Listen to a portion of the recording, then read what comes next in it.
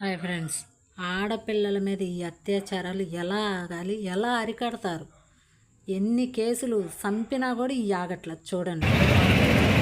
నేను రంగరాయ మెడికల్ కాలేజ్లో ఇంటానండి. Government general hospital కాకినాడలో పనిచేస్తున్నాము. మేము పీజీస్ అండ్ ఇంటర్న్స్ అండి ఏపీ చూడడానికి. అయితే మన కోల్కతాలో జరిగిన ఆర్జేకర్ మెడికల్ కాలేజ్ ఇన్సిడెంట్ మీకు తెలిసే ఉంటుంది. ఒక 36 అవర్స్ డ్యూటీలో ఉన్న ఒక పీజీ సెకండ్ ఇయర్ డాక్టర్ మీద అత్యాచారం చేసి హత్య చేయబడ్డారు.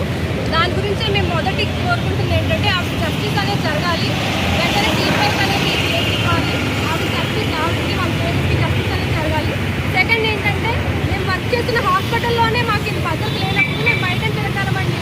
మాకు హాస్పిటల్లో రక్షణ కల్పించాలా, ఒక సెంట్రల్ ప్రొటెక్షన్ యాక్ట్ అనేది గవర్నమెంట్ తీసుకురావాలని మేము ప్రొటెస్ట్ చేస్తున్నాము. మా డిమాండ్ నెరవేరే వరకు మేము సమ్మె కొనసాగిస్తూనే ఉంటాము. ఇంకా ఏవైతే మాకు ఫెసిలిటీస్ ఇంకా ఏవైతే మేము డిమాండ్స్ కోరుకుంటామో అవన్నీ మేము చెప్పడం అయితే జరిగింది. ఈ ర్యాలీ అయితే మా డిమాండ్స్ నెరవేరే వరకు కొనసాగుతూనే ఉంటుంది. అండ్ ఇప్పటి నుంచి డాక్టర్ మీద ఎవరైనా చేయెత్తాలన్నా ఏదన్నా చేయాలన్నా సరే భయపడేలాగా మంచి చట్టాలు తీసుకురావాలని మేము గవర్నమెంట్ కోరుకుంటున్నాము.